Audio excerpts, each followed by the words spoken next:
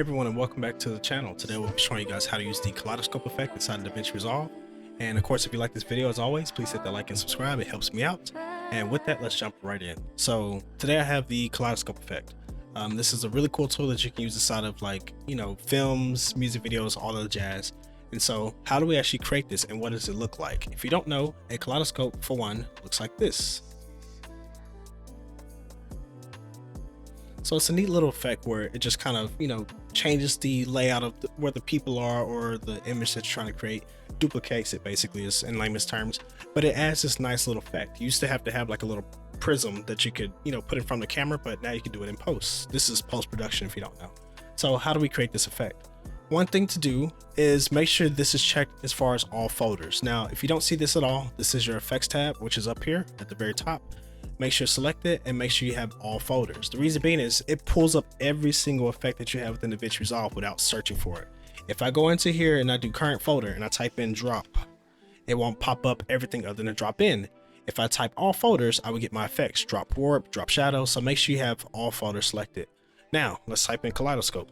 CL, if you notice, it does not show up. I didn't spell it wrong. I didn't start off the wrong letters. It just doesn't show, and that's because it does not exist inside of DaVinci. You actually have to change it over to mirror. So if I can spell, hold on, you have your mirrors.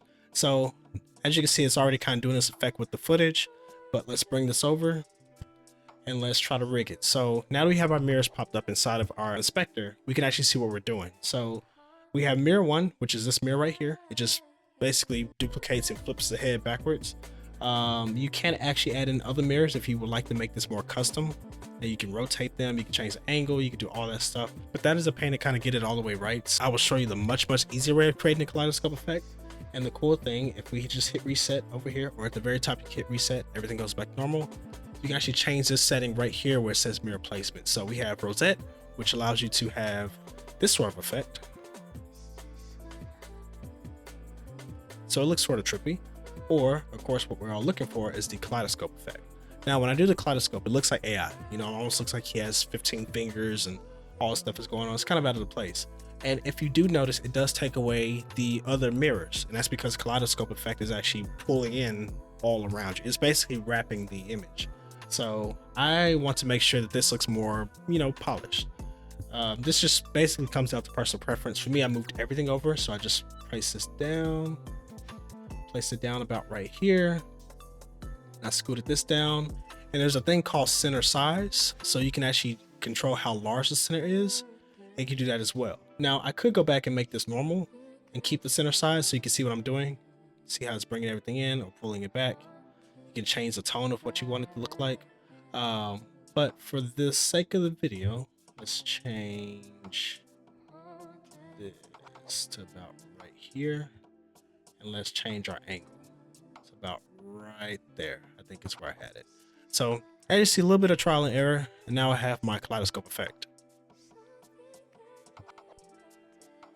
And so you can choose to make this however you want. I think I'm gonna scoot this a little bit this way, where it's almost like their head, the back of his head is touching. Show you again. And so there you go. That's as simple as it is. It's all within DaVinci Resolve. This should be on the free version as well.